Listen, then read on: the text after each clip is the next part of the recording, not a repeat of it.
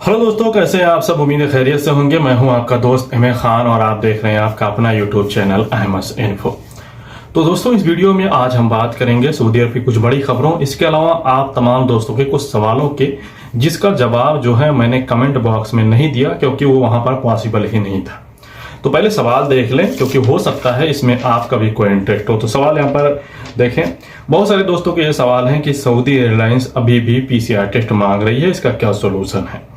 इसके अलावा कुछ दोस्त कह रहे हैं कि मुकीम पर वैक्सीनेट लोगों का रजिस्ट्रेशन हम करते हैं तब भी वहां पर क्वारंटीन का ऑप्शन आता है। कमेंट आप यहां पर देख सकते हैं। इसके अलावा एक दोस्त का सवाल था कि भाई छुट्टी कितनी तरह की लगती है और इसकी काउंटिंग कब से शुरू होती है।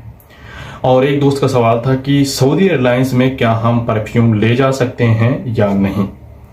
तो ये सारे सवाल थे, लेकिन इन सवालों की डिटेल में जाने से पहले हम आपको आज सऊदी अरब की जो कुछ बड़ी खबरें हैं जो शायद आप लोगों के लिए जरूरी है उस पर बात जरूर करना चाहेंगे।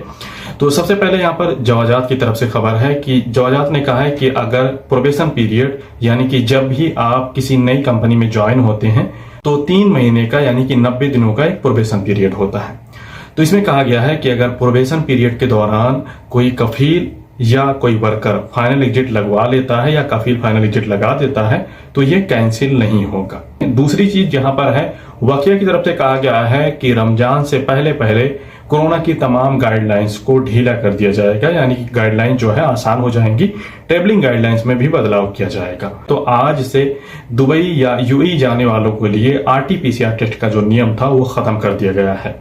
परसों आप लोगों को एक वीडियो में बताया गया था कि जो रैपिड आरटीपीसीआर टेस्ट है उसका नियम खत्म किया गया, लेकिन कल दुबई की अथॉरिटीज ने इस नियम को भी खत्म कर दिया है। जो वैक्सीनेट लोग होंगे वो सिर्फ अपनी वैक्सीन सर्टिफिकेट लेकर ही यूएई के किसी भी अमीरात में आ सकते हैं बिना आरटीपीसीआर टेस्ट करवाए। हालांकि जो लोग अनवैक्सीनेट होंगे उनको 48 घंटे के अंदर अंदर वाला आरटीपीसीआर टेस्ट करवा कर आना होगा। रैपिड आरटीपीसीआर टेस्ट उनके लिए भी जरूरी नहीं है। इसके अलावा कतर ने परसों यानी कि 28 फरवरी से जो लोग भी कतर के रेसिडेंट होंगे यानी कि इकामा होल्डर या जिनके पास रेसिडेंस वीजा होगा या कतर के नागरिक, वो अगर कतर के लिए उड़ान भरेंगे, कतर जाएंगे तो उनके लिए भी आरटीपीसीआर टेस्ट का नियम खत्म कर दिया गया है। वो भी बिना आरटीपीसीआर टेस्ट के वैक्सीन सर्टिफिकेट के साथ में आ सकते हैं। इसके अलावा मिनिस्ट्री ऑफ हज एंड उम्रा की तरफ से कहा गया है कि जिनकी उम्र 7 साल से ज्यादा है अब वो भी उम्रा के लिए अप्लाई कर सकते हैं, यानी उम्रा परमिट के लिए अप्लाई कर सकते हैं ईट मरना ऐप या तवक्कल ऐप से। इससे पहले सिर्फ 12 साल के ऊपर वालों के लिए अलाउड था, लेकिन अब रियाजुल जन्ना, मस्जिद नबवी या मस्जिद हराम में नमाज पढ़ने या उम्रा करने के लिए 7 साल के ऊपर के लोग भी अलाउ होंगे। इसके अलावा कहा गया है कि मस्जिद हराम, मस्जिद नबवी सऊदी अरब के बाहर वालों के लिए रमजान के दौरान भी खुला रहेगा। जैसे कि आप लोग जानते हैं कि पहले इन चीजों पर रोक लगा दी जाती थी, लेकिन अभी कहा गया है कि अभी रमजान के दौरान भी आउटसाइडर्स के लिए तमाम चीजें, तमाम जगहें ओपन रहेंगी। इसके अलावा मिनिस्ट्री ऑफ हज एंड उम्रा ने कहा है कि अभी कोई भी नागरिक या सऊदी रेसिडेंट यानी कि इकामा होल्डर अपने इकामे पर या अपनी आईडी पर उम्रा वीजा होस्ट नहीं कर सकता। जैसे कि पहले जो लोग यहाँ पर रहते थे कोरोना काल से पहले, जो यहाँ के इकामा होल्डर थे वो अपने इकामे पर किसी को उम्रा वीजा पर बुलवा सकते थे, यानी कि वो उम्रा वीजा निकाल सकते थे। लेकिन मिनिस्ट्री ऑफ हज एंड उम्रा ने कहा है कि अभी ये सर्विसेज जो है वो बंद है। अभी अगर किसी को उम्रा वीजा पर आना है बाहर से ही किसी ट्रेवल एजेंसी से संपर्क करके उम्रा वीजा निकलवा सकते हैं, उसके बाद उम्रा वीजा पर या उम्रा करने आ सकते। इसके अलावा आज सऊदी अरब के कोरोना केसेस की बात करें तो आज सऊदी अरब में कोरोना के केसेस 500 से नीचे आ गए हैं। तो इस पर बहुत ज्यादा डिटेल से बात नहीं करेंगे। अब बात करते हैं उन सवालों की। तो सवालों की लिस्ट मैंने पहले ही आपको बताई थी। तो यहाँ पर देखें, सबसे पहले बताया गया है कि सऊदी एयरलाइंस का पीसीआर मसला। तो देखें भाई मेरे भाइयों, मैंने इसके बारे में टिकटॉक पर एक वीडियो डालकर तमाम दोस्तों से पूछा था। उनके कमेंट आप यहाँ पर देख सकते हैं। बहुत सारे दोस्तों ने यह कहा कि भाई नहीं लगता, कुछ लोगों ने कहा कि लगता है, कुछ लोगों ने कहा कि सारी एयरलाइन से लगता है। कुछ लोग कह रहे हैं कि 2 दिन पहले मेरा दोस्त गया, वो पीसीआर टेस्ट करवा कर गया, उसका लगा। तो सबसे पहले तो यही समझ लें कि अगर आप यहाँ पहले से ही पीसीआर टेस्ट करवा कर जाएंगे तो वो मना नहीं करेंगे, या आप पीसीआर टेस्ट लेकर जाएंगे वहां फ्लाइट पर तो चढ़ने नहीं देंगे। ठीक है, आप लेकर जाएंगे अच्छी बात है, लेकिन रूल्स यही हैं कि आरटीपीसीआर टेस्ट या वैक्सीन सर्टिफिकेट में से कोई एक चीज अपलोड करके और साथ में ले जा करके आप इंडिया जा सकते हैं। इंडिगो एयरलाइंस का मैं पूरी तरह से कंफर्म जानता हूं कि इंडिगो एयरलाइंस नहीं मांगती आरटीपीसीआर टेस्ट, क्योंकि मैंने अपने दोस्त का 2-4 दिनों पहले 22 तारीख को उसका टिकट था, उसका एयर सुविधा वगैरह मैंने खुद भरा, उसका टिकट भी मैं पूरी तरह से जानता हूं। उसने आरटीपीसीआर टेस्ट नहीं करवाया और वो गया। कुछ दोस्तों ने यह भी कहा कि आप अगर डायरेक्ट जा रहे हैं तो उसके लिए आरटीपीसीआर टेस्ट की जरूरत नहीं है, लेकिन अगर वाया होकर जाएंगे तो जरूरत होगी। तो ये भी बात पूरी तरह से गलत है, क्योंकि मेरा जो दोस्त गया वो मस्कत में 7 घंटे उसकी बैटिंग थी, उसके बाद वो लखनऊ गया, तो ऐसा भी कुछ नहीं है। तो इसलिए मैं आप तमाम दोस्तों से कहूंगा कि आप जो है अगर कोई बात शेयर कर रहे हैं या कोई अफवाह उड़ा रहे हैं तो उसकी पूरी जानकारी रखें। जहां तक नियमों की बात है तो सऊदी एयरलाइंस की वेबसाइट पर भी सेम गाइडलाइंस यही मौजूद है कि वैक्सीन सर्टिफिकेट या RT-PCR टेस्ट में से कोई एक चीज आप ले जाकर इंडिया के लिए यात्रा कर सकते हैं। तो मैं तो गाइडलाइंस के अनुसार ही चलूंगा। मैं तो यही कहूंगा कि वैक्सीन या RT-PCR में से आप कोई एक ले जाकर यात्रा कर सकते हैं।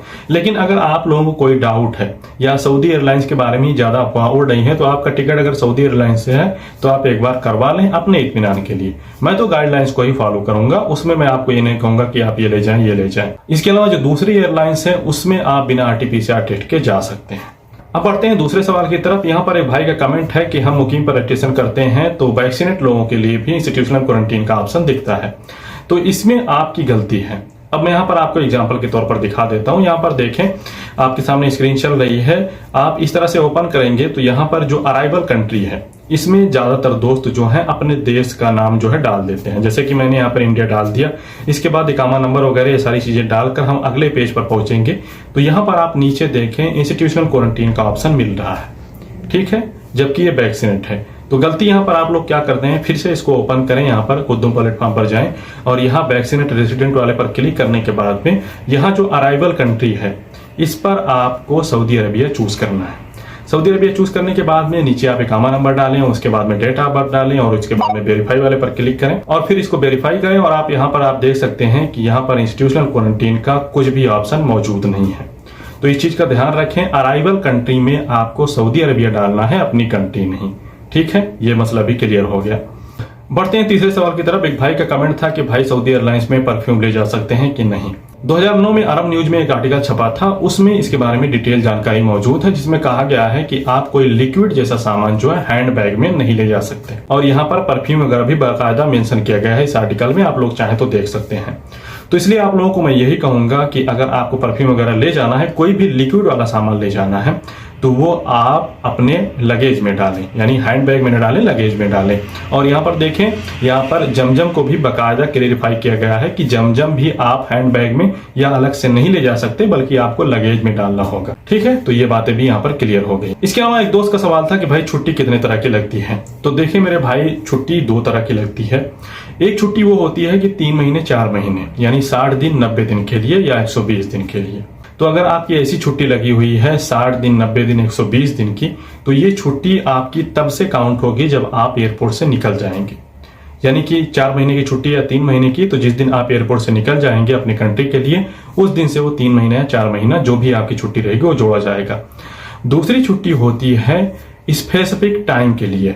एक डेट होती है आपकी छुट्टी में, उसमें लिखा रहता है रिटर्न बिफोर और ये तारीख। तो इसमें आपकी चाहे 3 महीने की छुट्टी हो 4 महीने की, जो भी वहां पर तारीख लिखी होगी कि इस तारीख से पहले आपको रिटर्न होना है, तो उतनी तारीख से पहले आपको रिटर्न होना है। भले ही आप 3 महीने छुट्टी यहीं पर बिता दें, जो भी तारीख उसमें लिखी होगी उस तारीख से पहले पहले आपको सऊदी अरब के अंदर इंटर हो जाना है।